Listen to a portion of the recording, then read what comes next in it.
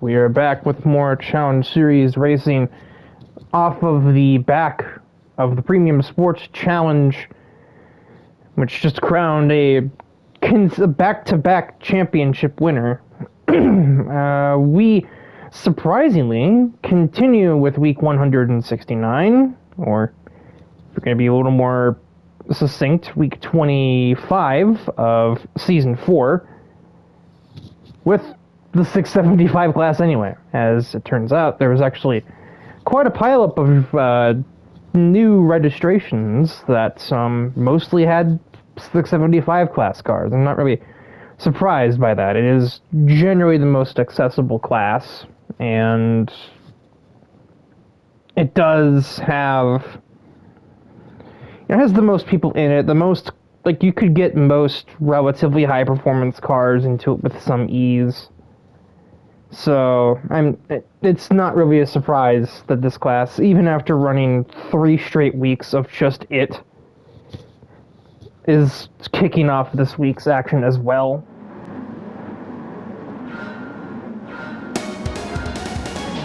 And off we go from the Red Bull Ring, and 4-wheel drive advantage. I don't think I've gone too many episodes without saying that at least once.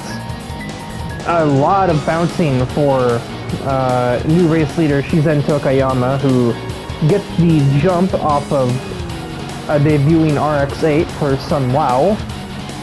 And a debuting Evo 8 is right in her rearview mirror, looking down the inside, I think at turn 2, but getting nothing. Yes, I'm calling it turn 2. I refuse to acknowledge it otherwise.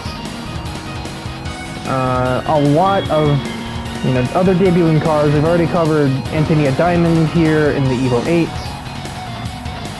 We have Sun Lao in an RX-8.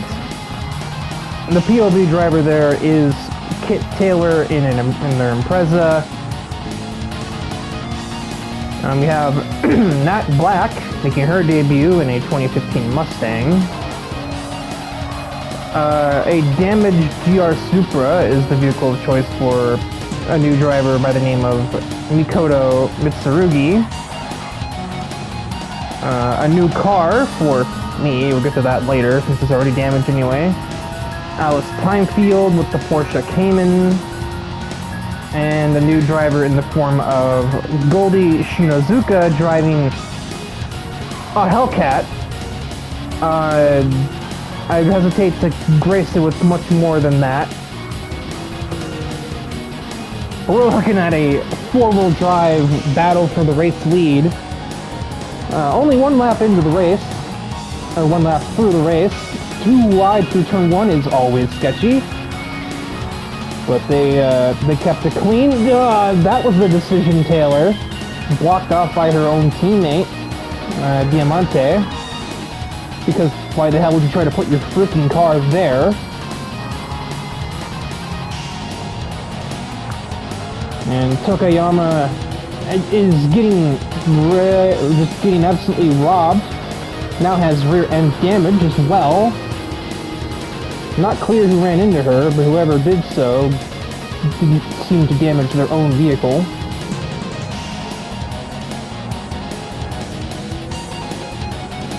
Might have been Black, actually. Either that or she just hit her at turn 4 there. Turn 3, turn 5.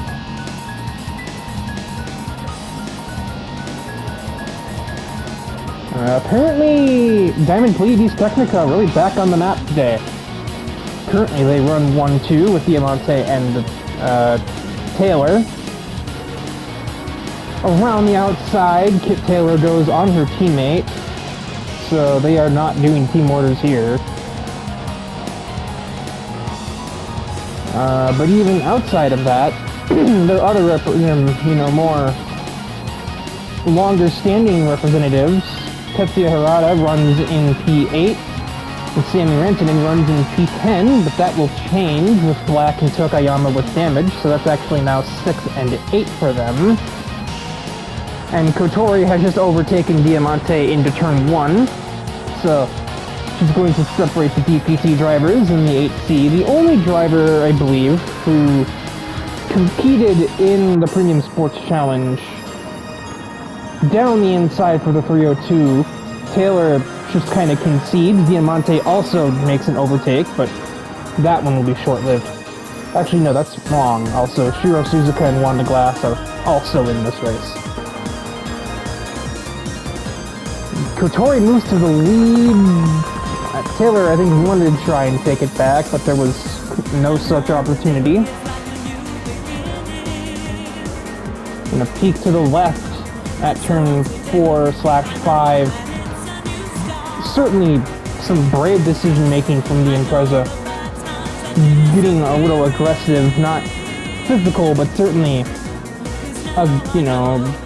going for interesting maneuvers, trying to take the long way around for the S's on Kotori will actually pull it off and get back to the race lead as we're about to pass halfway from the Red Bull Ring.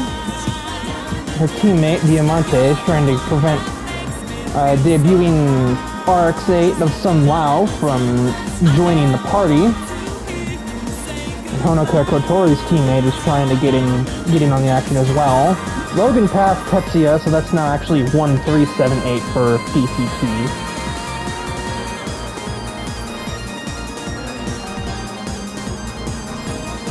The RX-8 and the Evo are pretty evenly matched. The Impreza and the 8C are very much not. There's very much dramatic difference in performance.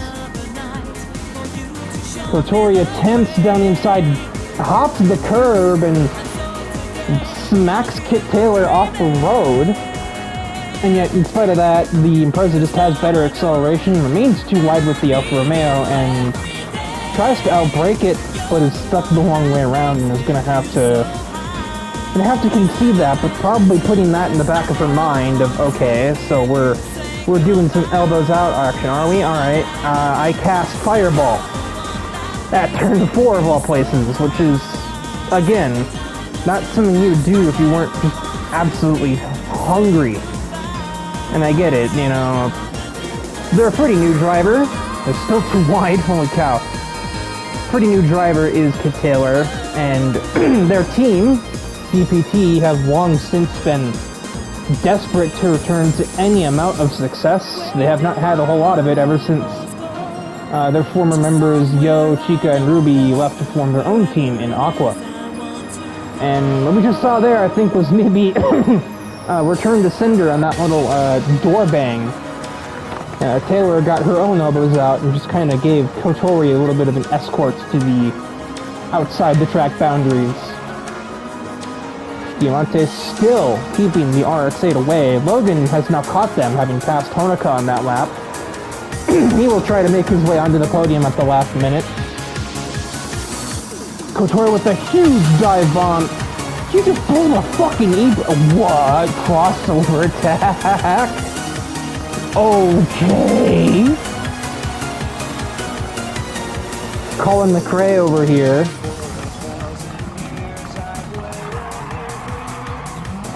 She anticipated everything. She's 4 parallel universes ahead of you, Kotori. Yeah, she did pull the e-brake, came up on the telemetry and everything.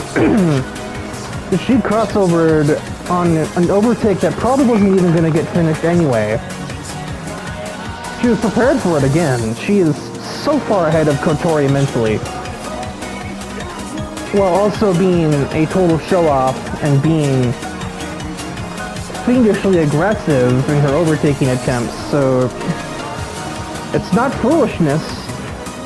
There's a little more at play here than just simply if-gap Subaru, but she's taking calculated risks, but I guess she knows the math. And now she's only got one more lap to do, and I don't think Kotori has it in her. I think most drivers would be a little bit off, a little bit left of center after getting absolutely done like that. So I think we'll instead put our attention on the 3-car fight to make their way onto the podium.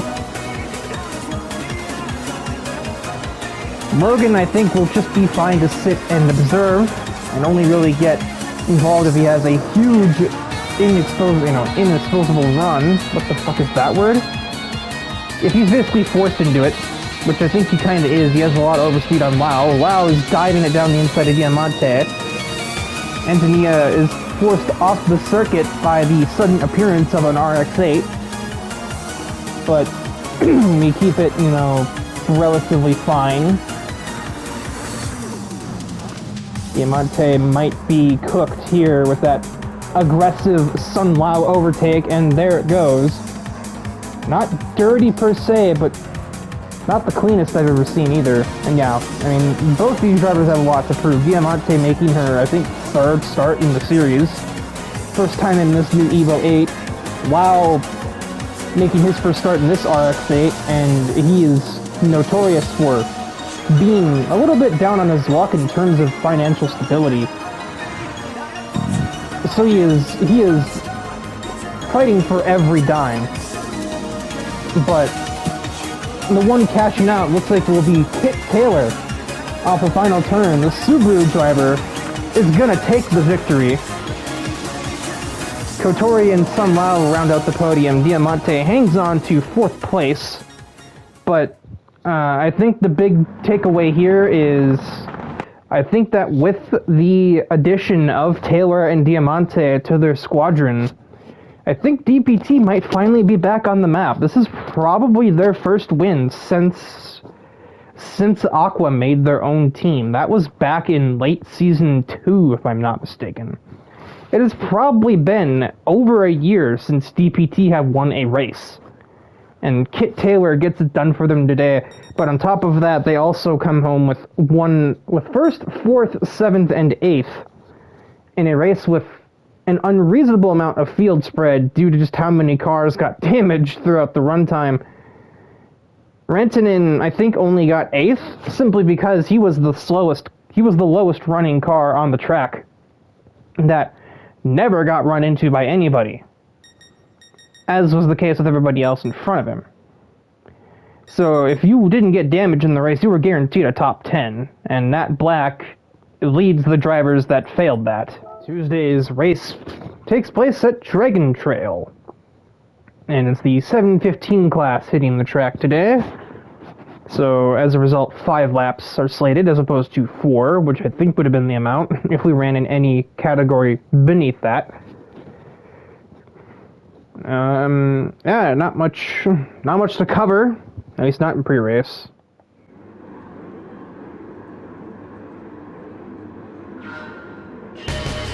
Nice lights, and we are away from Dragon Trail. No all-wheel drive advantage this time, so Pulsator Billy Stuber will lead us into the first turn. There are all-wheel drive cars near the front. The Kazuma Hanamura and debuting Gallardo of Silica as examples, but they didn't really seem to get very good race starts. That said, they are now running 2 and 5 Thrashers fighting Silica for P4. Huge curb hop, and Silica will hop over the other one in evasive actions. But we do remain undamaged for 2 cars. Yeah, you're seeing the debuting car there. Silica has traded in her R33 Skyline for a far more potent Gallardo.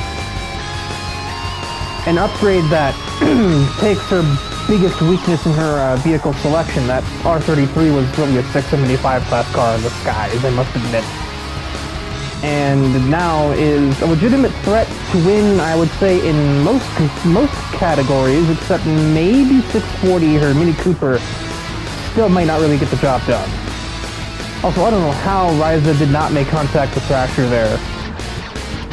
Thrasher made a move on Hanamura at the hairpin there. We also have Nat Black making a 2nd consecutive start, debuting a different vehicle, their own Porsche Cayman.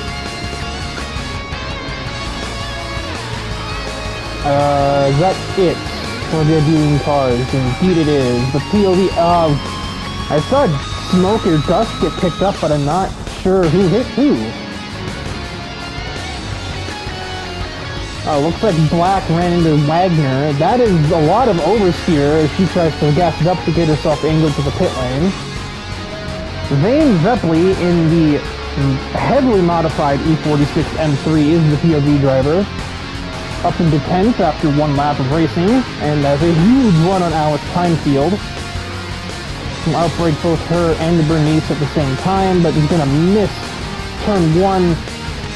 Bernice does not give her room to rejoin. I don't really think she really has any reason to once the contact is made, but ultimately, actually no, that really did hurt Bernice.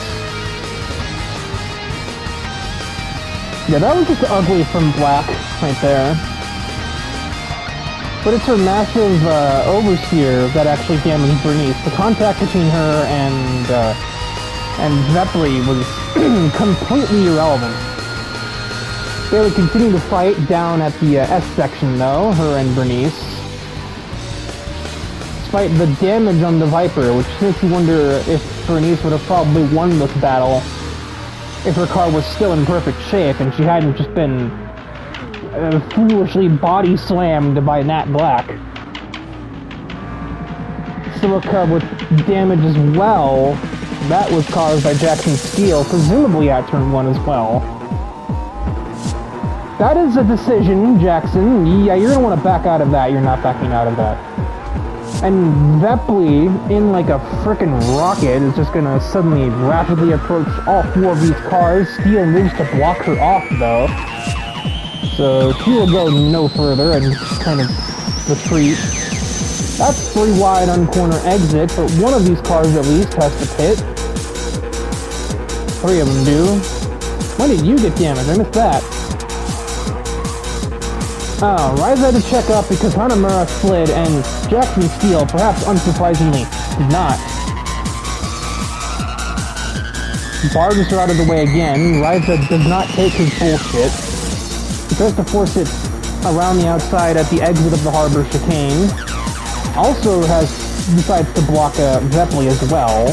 And as it would turn out, no, he did not hit Silica at turn 1. He hit her at the very same hairpin that he also got into Ryza. So in the span of about half a lap, Jackson Steele hit 2 cars and aggressively blocked a 3rd. And he hit Ryza twice, and seemed intent on doing it a 3rd time if he could get his Viper alongside of the chicane, but perhaps for the best, but he could not. And not making any friends out here, Steele. Nothing that would really be like, oh, he's gonna be taking a week off, but also, I'm just sitting here in the box, just kind of shaking my head, like, what the hell are we doing? And we jump ahead we jump back, really, to the start of lap 3. Zeppeli in pursuit of Kazuma Hanamura, very closely chasing him at that.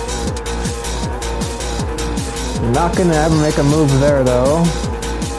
That would be like if you're in different car classes, maybe, but not here. Not like this. Subaru's pace in the mid-race has not really been consistent. Both Thrasher and Dick Trivial have overtaken him since the race began.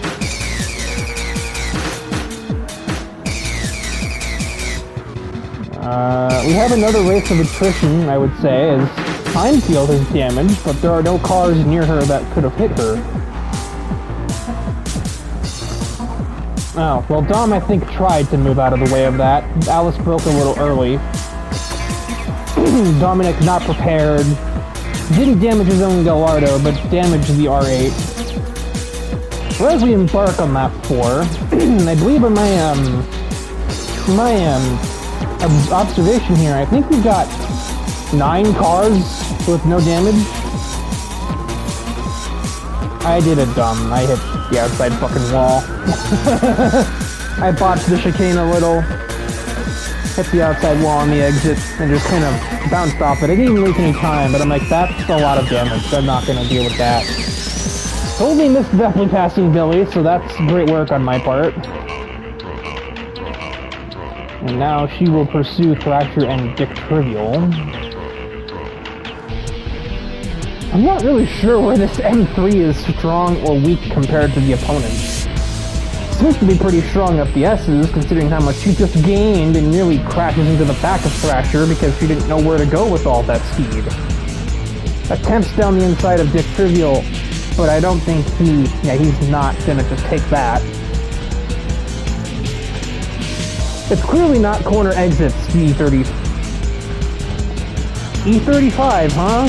Where do we even get that number? Oh boy, Trivial really got caught asleep at the wheel there. Vepley with a ambitious move, but it worked pretty spotlessly, I must admit. Trivial, I think actually just more some moves to cover Thrasher. I don't think he had any hope in hell of trying to send it on the BMW there. Top four all in a bit of a train as we take the white flag. I don't think Subaru's really close enough to fight for it, but Thrasher and Dick Trivial certainly are.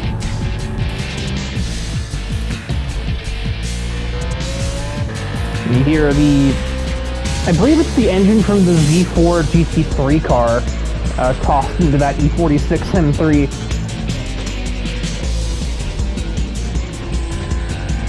Never really learned much about it other than that. It kind of looks to me like a drift car with the livery and the fact it doesn't have a wing on it. But I've never really known.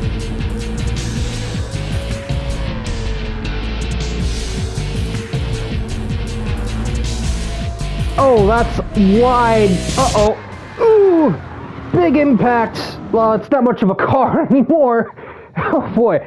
Yeah, the GT3 engine might be made a little more durable than your average E46 motor, but a thwacking like that is going to put a dent in any engine block.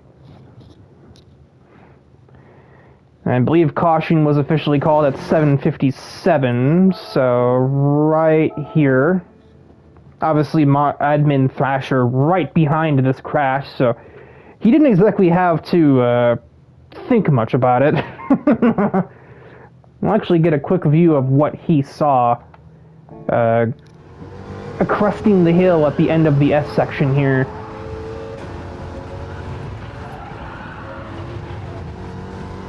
Oh, boy.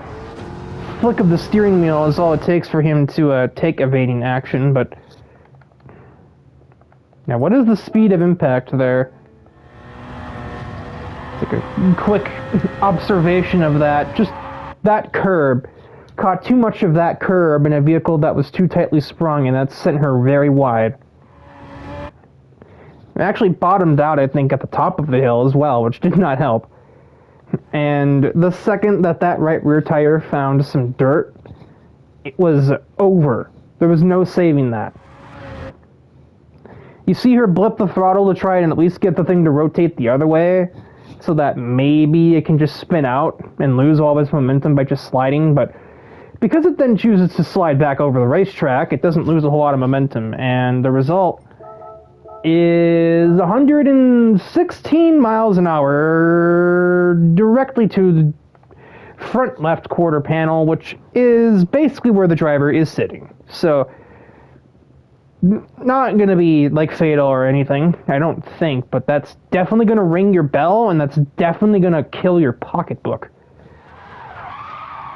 This isn't just a normal E46 either, you know? This is modified. This is a different engine from a racing car.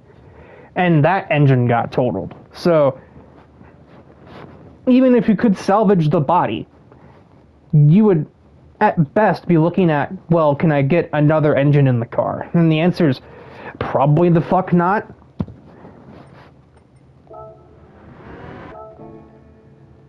So, the race therefore ends. Dick Trivial takes a shortened race victory. Shortened by only about half a lap, but shortened nonetheless. And Thrasher P2, Billy was credited with the podium. And Vane Vepley, there we go. Vane Vepley will total herself out of the Challenge Series. Another E46 bites the dust. That's definitely not the first time that an E46 has violently crashed in this series. We travel from Europe to Asia, specifically southwestern Japan, and we head to Autopolis for the 640 class race of the week. Wednesday evening, I believe this evening, pretty sure. And this is actually not the only race that happened at Autopolis today. But it's the only one we're going to cover today, obviously. I don't get paid to commentate anything else. That ain't my problem.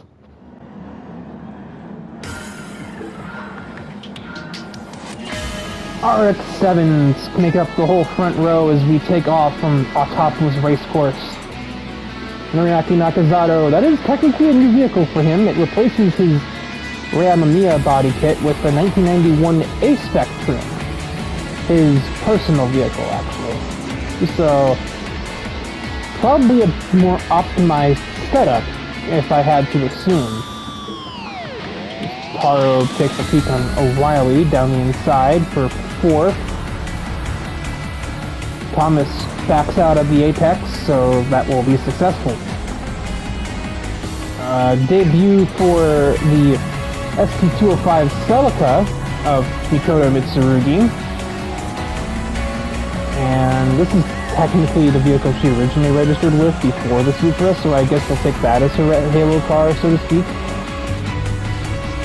Sane Kochiya got into the back of Thrasher on turn 1, and the POV driver Shiro Suzuka is trying to pass both of them. Gets the DR86, can't get the Mustang.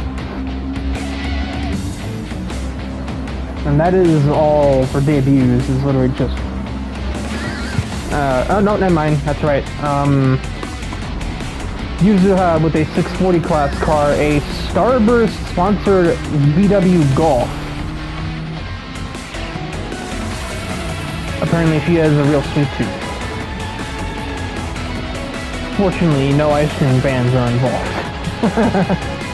Not anymore. Gone, long gone is Marcus Carlson, the humble ice cream van man. Very close battle, Suzuka having to get his elbows out a little to get by Tetsuya Harada. And now he has to pass the other DPT driver. Oh, one of the other ones. Actually, yeah.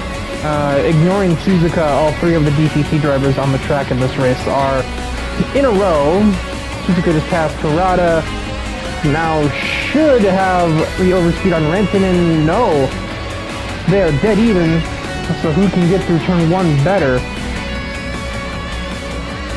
And it looks like it's advantage 87, but slipstream grab by the Super driver. Oh, never mind, Diamante is up here. Okay, so that's actually all 4 of them ignoring Suzuka, and then also now ignoring Axel Valentine, who passed the Subaru as well. You had to ruin it, huh? Yeah, so 4 of them. Kit Taylor doesn't have a 640 class car, so obviously he can't be in the race. But now Yuzuha is falling down the order. Both O'Reilly and Kitano have since passed her.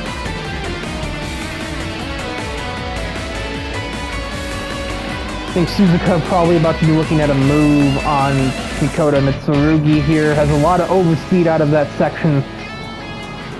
Inside, ahead at the apex, Mitsurugi tries to surge late, but nope.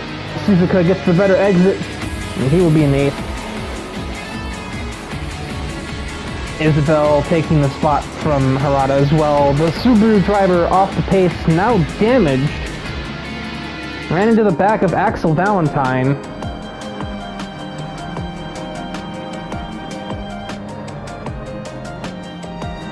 I imagine after the events of the Premium Sports Challenge, who did he run into? Shit.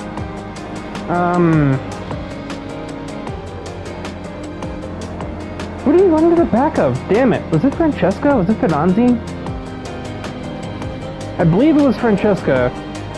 Probably thinking to herself, I've never wished a man dead, but I'm reading this obituary with a little bit of happiness, because, I mean, really it cost him more than it cost her, but it's still dumb. Looks like Taro tried to get by Rain and Wanda Glass on the front stretch. No success.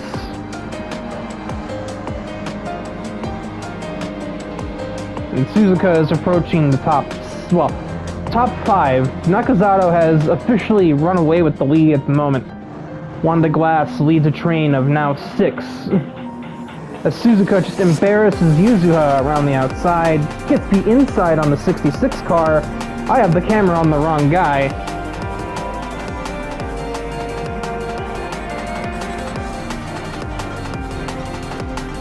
Thomas wanted to take a sneaky little maneuver, but that was never going to work. Not here, not on this corner. Taro with another look on the inside, but actually that just leaves him vulnerable to Suzuka, who takes him around the long way. Can he stick it in the long term, or can Taro get the exit he needs? He will. But bonus for artistic expression, Taro misses the downhill right and completely throws Suzuka off.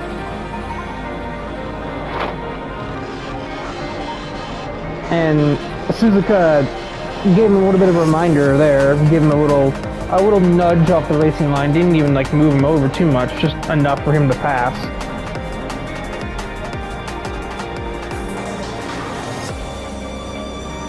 Now around the outside of Rain, that becomes the inside for the final turn. And that is a done move. Nakazato's advantage has disappeared. Wanda Glass kicked it back into overdrive, but not even she will be able to keep her rival Suzuka at bay. These two have seemingly battled for a position at least once in damn near every race they have shared the grid together in. Unsurprisingly, Glass on the back foot today, because this isn't really a big event. We all know that she is the opportunist when it comes to those. Nakazato defends from his teammate, and Suzuka will respond in kind, sending it at the following turn, and Nakazato will then concede.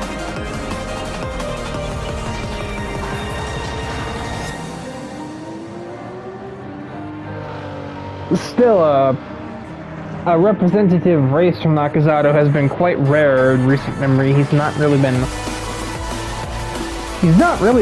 superstar, we'll say.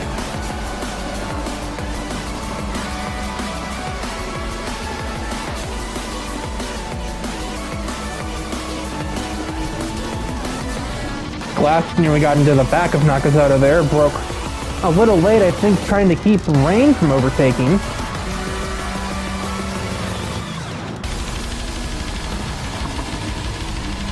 Isabella has clawed her way past the DPT drivers, but I don't know that she'll get a whole lot higher. We have a sector of the track to go, and I think Suzuka is on for the victory here.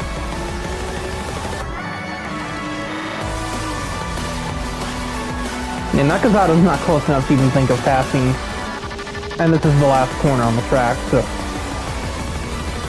Suzuka will take the lead at the start of the last lap, and despite going a little wide there, I think he's perfectly fine. He will take the victory. Nakazato P2. So a 1-2 finish for Taniguchi race team. Wanda Glass completes your podium. I also noticed Isabel, who took a couple days off, surprisingly. Didn't know she had that in her.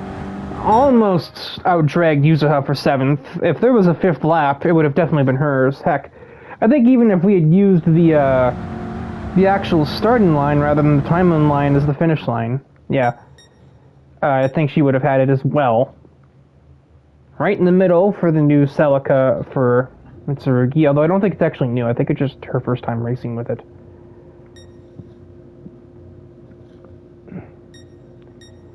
But yeah, and Taro would eventually, I think, actually get by Rain on the cooldown lap, but that doesn't count. It is nighttime in Trial Mountain's neck of the woods. It's not in Trial Mountain, it's at Trial Mountain.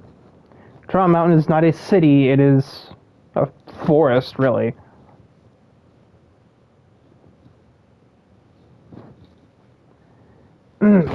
Neck cramp. The 750 class, both Street and R, will be racing today, so expect turn 1 down there to be a little bit of chaos. Or a lot of chaos.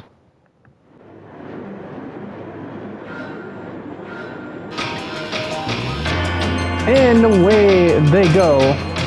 Once again, no all-wheel drive advantage, but I imagine it'll be a horsepower advantage. They are 3 wide, I think. I don't know, it's just kind of a mess of headlights. No, Mika Harris will have the definitive race lead heading into turn 1. Oh, yeah, there's the smoke. Who done it?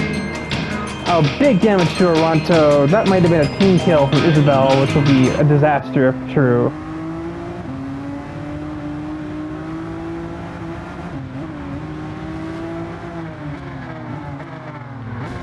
Kind of, but she had Stephanie Kaiser pushing her, and I think Stephanie Kaiser had someone else pushing her.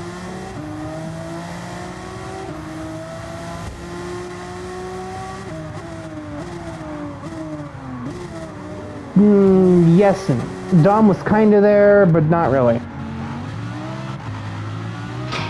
Look at Wanda Glass finding the space, and then getting tagged by Kaiser. Also damaged though, so in the grand scheme it doesn't matter too much. Buck Angelos, once again the POV driver, he's been a POV driver a lot lately. He has made it through turns 1, 2, and 3 cleanly, which in and of itself can be a bit of an achievement at Trial Mountain. Tagged by Kaiser on the way out of the little hairpin there.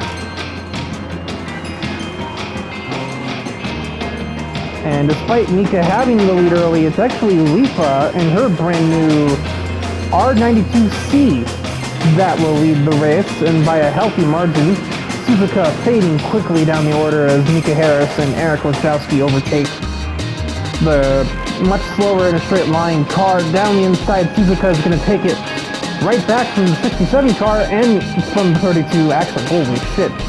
Yeah, if you ever need a visual reference for the difference between 750 yard and 750 street, there you go. There are all the differences lined up right there in that singular straightaway and that singular hairpin.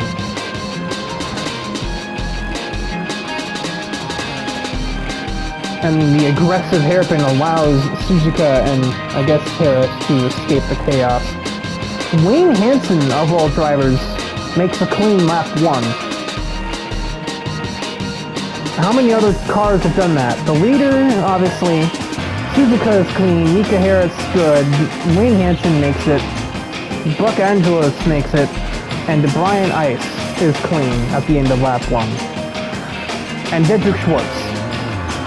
He had 13 cars with damage on the first lap of Trial Mountain. God, this has just been a week of attrition. Every single race we had more than half of the field making pit stops for getting damaged at least once in the race. We had, I'm trying to think here. We had about 12 go in for damage throughout the runtime of Red Bull Ring. We had, I think, 9 or 10 at Dragon Trail. And we also had that race end with somebody literally totaling their vehicle. Octopolis was not too bad. I think we only had a handful of cars, but now we have 7 undamaged cars in this race. And there's also a lot of field spread. So we shouldn't see much more damage from here. Leafa is several seconds up on Suzuka. He's even further ahead of Mika Harris and Wayne Hansen battling for third. Massive oversteer from the GT, and Hansen cuts her a break on it. Buck Angelos is approaching them. Ice doing the exact same mistake that his employee made. Schwartz seemed to be calm. What the hell? Oh, good one, Akari. Yeah, nice. Real smooth. Just barge him out of the way, huh?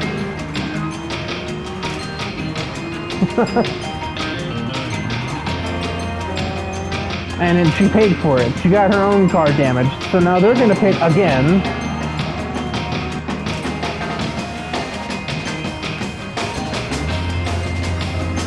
Battle for third. Wayne Hansen out dragging the 4GT.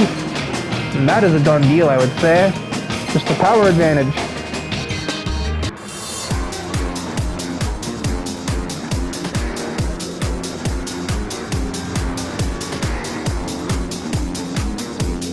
Angelos has arrived. It is now a 3-car contest to sit on the podium. And Harris slides into Buck Angelos, oversteering at that.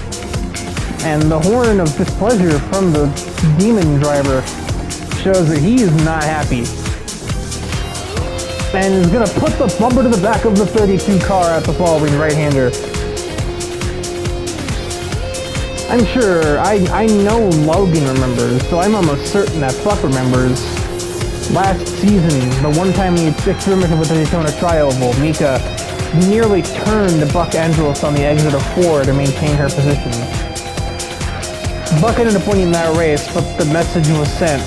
Mika Harris was about to turn him to win that race, and Logan still hates her for that, and most of the team does as well. Naturally, Angelos decides to not pit for the damage that he gave himself by bumping Mika Harris out of his way, but Mika herself will pit. And we have 2 laps to go. Buck has actually caught Suzuka despite his damage, so I guess that would explain why he's not pitting. Supercharged whine of despair is approaching the 98 car's location. If Buck can make a good pair of turns here, I think the spot is his on the back straightaway, because that ST430 has nothing in a straight. Oh yeah, that'll do fine. That maneuver just, yeah. See you later. No contest. Now he's got about 4 seconds to catch on Lifa in the debuting R92C.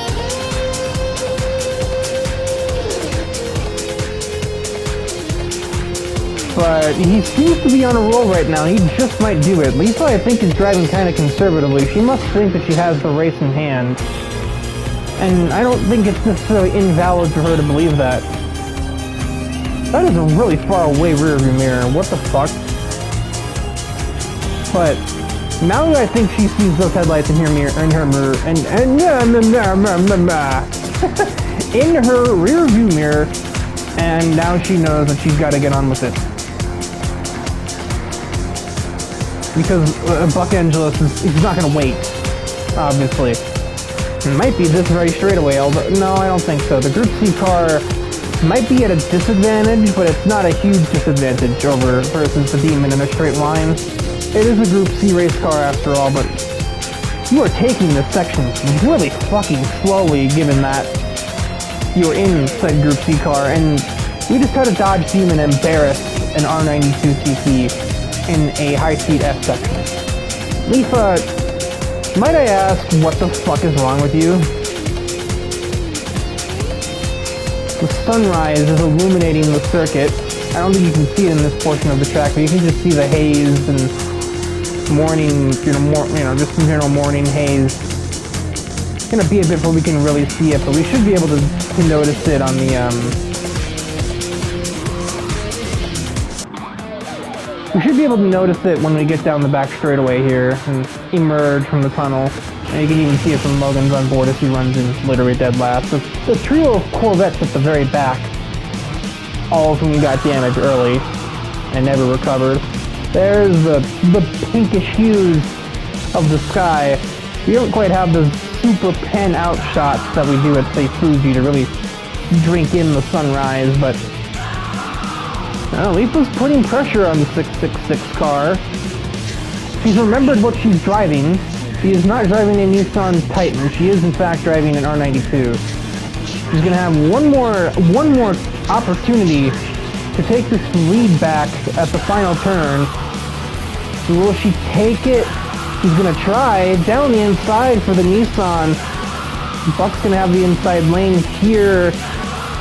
A clean battle to the finish line that I think Buck Angelos will be winning. The sun rises on his conquest. Lifa second, Shiro Suzuka places in third. And yeah, another race with like nobody that kept it clean, because we had more damage later. Brian Ice that's a shot. Brian Ice claims fifth as the lowest running car with no damage throughout the race. Wanda Glass, who got damage in the race, actually climbed back to sixth, so one interruption for a grocery list. Later, the roulette race has arrived. We head to Daytona. I'm not shouting that. say it in the morning, but you get the picture.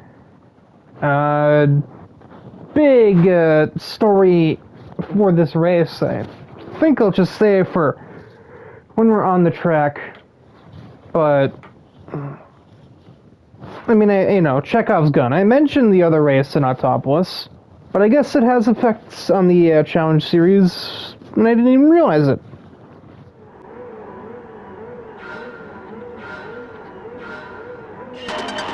We are away from Daytona, and of course the 640 class car is not going to go anywhere.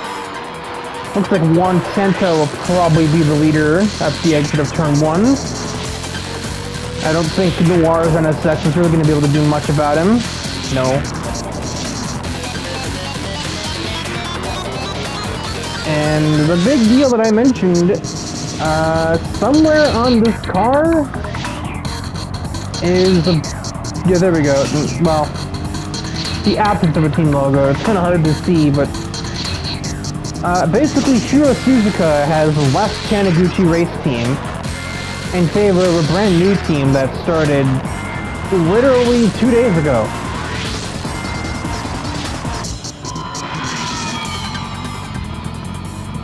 Let's see if I can get the camera. There we go. You can just about make out. I'm just gonna photo mode.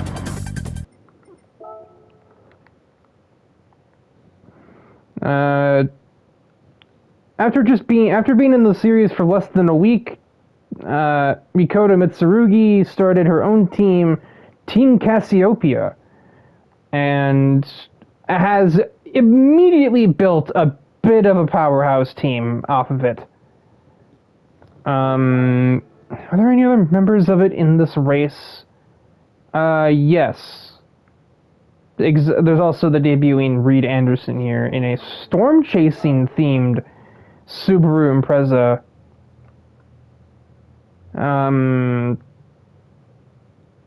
Yeah, you can tell he's beginning. He's got fucking armor plating. Got a like multi-vortex tornado design going on with lightning and stuff. The Winds of Change is actually a disaster relief charity that Reed Anderson himself founded. But yeah, Goldie Shinozuka, who's kind of an unproven thing, but she's on the team.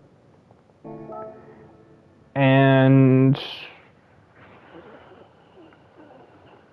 somewhere there is Suzuka, has also been recruited. Yeah, so this is his first race, not on Taniguchi Race Team. And wouldn't you know it, there's actually a lot of members of that team here. When he was asked about his departure, as, by the way, Akira Taniguchi is the POV driver of this race. He's overtaking his sister on the backstretch. Not much of a contest. There's 110 performance points difference between those cars, I believe. Kazuya Takahata is in the race. Obviously, the two of the three Taniguchis. Hikari might be in the race. Nakazato. Okay, I was wrong. It doesn't replace his Ryamamiya car. It replaces his, just his regular O2 that he had in the 640 class. I think that's all from that team. Yeah.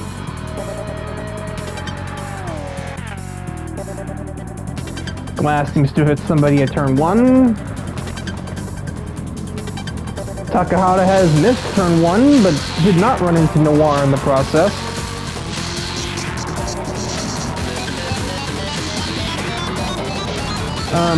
Yeah, when asked about his departure by, like, media, basically, Suzuka basically said, like, they don't take things too seriously. Not seriously enough for him. He is a former professional. He takes things seriously. He puts in the work. He practices and stuff. He works on his tuning all the time. And that's how he's already formed a bit of reputation in the series, as, you know, a bit of a dark horse candidate in a lot of cases. He's not really like a superstar, like, you know, when Juan Santo is in a 750R race, you know he's got a good chance of winning the race by a mile. He's leading this one by a mile, and we're only a lap and a half into it.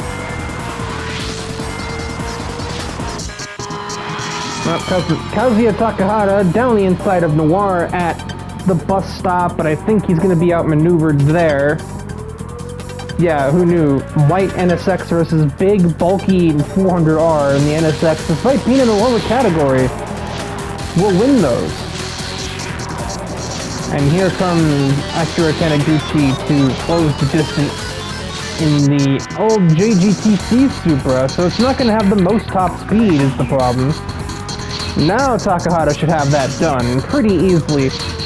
I don't think Noir is going to be fighting him too much over it, because it's not even in her category. Well, if he misses turn 1 again, he won't have to. Or she won't have to, excuse me. Yeah, maybe this is a good evidence of what I was talking about. Takahata is 1 for 3 on making the first corner of the racetrack, and it's a difficult turn. I don't like it either, but they do kind of look like clowns sometimes when they do that. Nakazawa's reputation, minus, topless on Wednesday notwithstanding, has mostly been, he literally got suspended for a week for being too shit at driving. That was last season, I believe, in the 787B.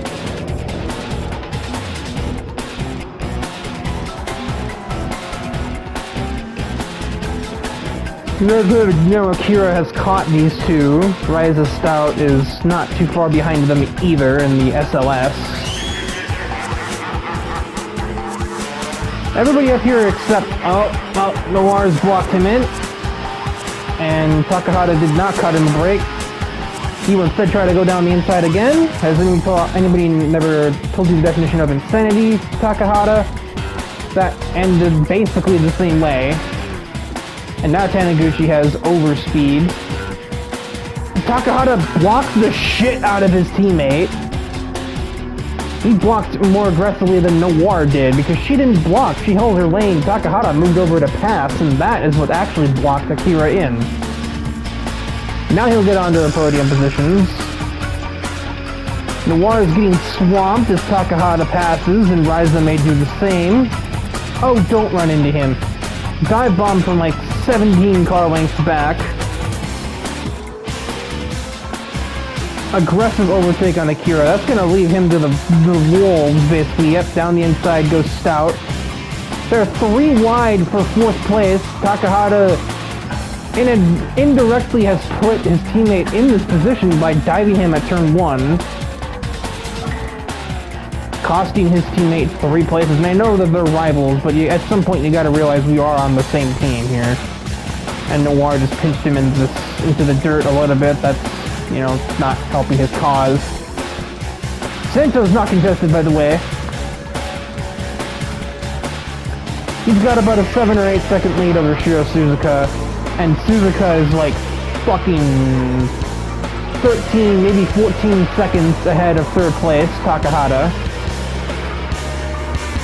Akira back ahead of the 7 car.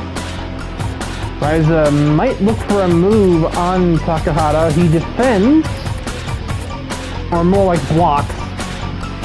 Still the 328 tries to find a lane. Will fail. Couldn't get him on the cutback either.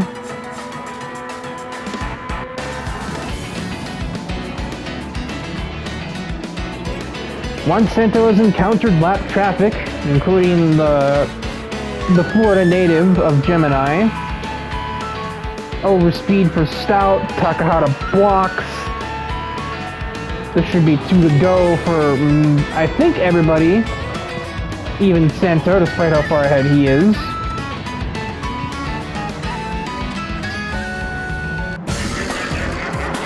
And, oh my fucking god, brother. Takahata got oversteer, and he missed turn 1 again. He's missed it 3 times, and the one time he didn't miss it, he dove bombed the fuck out of his teammate from like 10 car lengths back, and pushed him out of the way without making contact, but effectively served the same purpose as if he had hit him.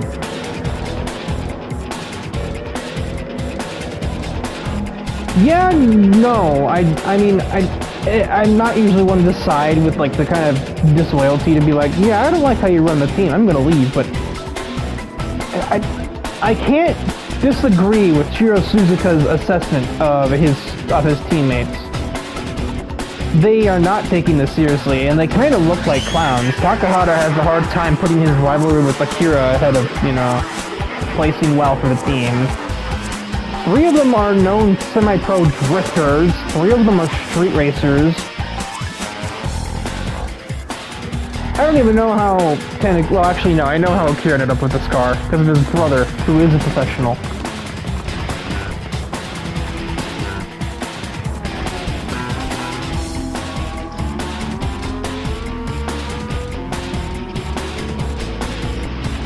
To borrow a term from, I think it was Gene Haas, they look like a bunch of fucking wankas, and the fact that they are now losing to Suzuka in this race only really just goes to show that he was really onto something. It wasn't just him overreacting. He really is on a team with a bunch of people who either aren't taking things seriously or just not all that good.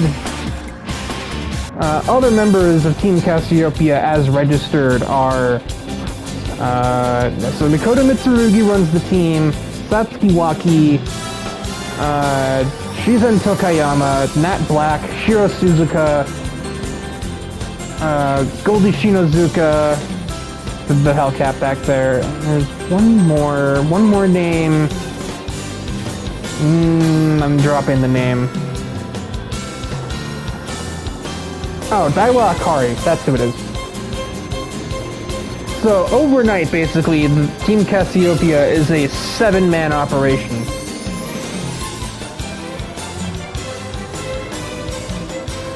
And there are some heavy hitters in there, too.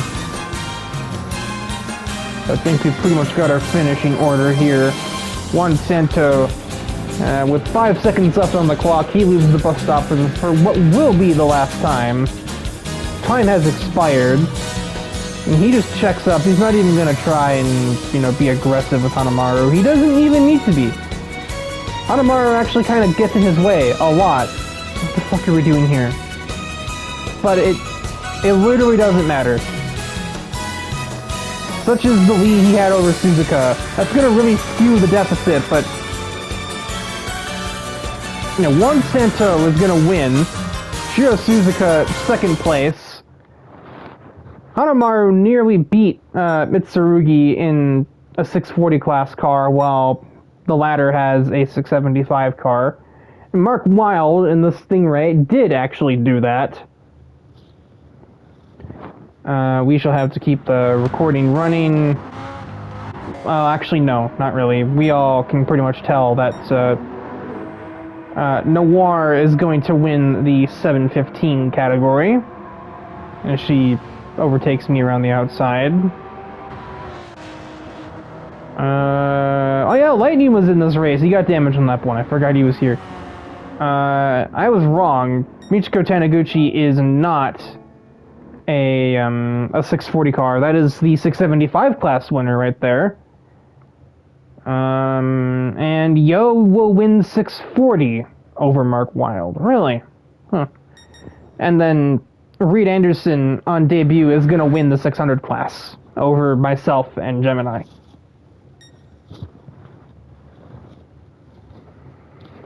So that is week 169 done and dusted. The big developments really just being, Vepley totaled her car, first win in over a year for Diamond Pleiades Technica, and wouldn't you know it, we got a new team formed overnight because that race at Autopolis was effectively a recruitment event run by Mitsurugi to find prospective drivers, and I don't know if she convinced Suzuka to change teams or if he was already wanting to do that in the first place and the opportunity was just convenient, but nevertheless, I personally believe that we may be in for a big scare with that team running around.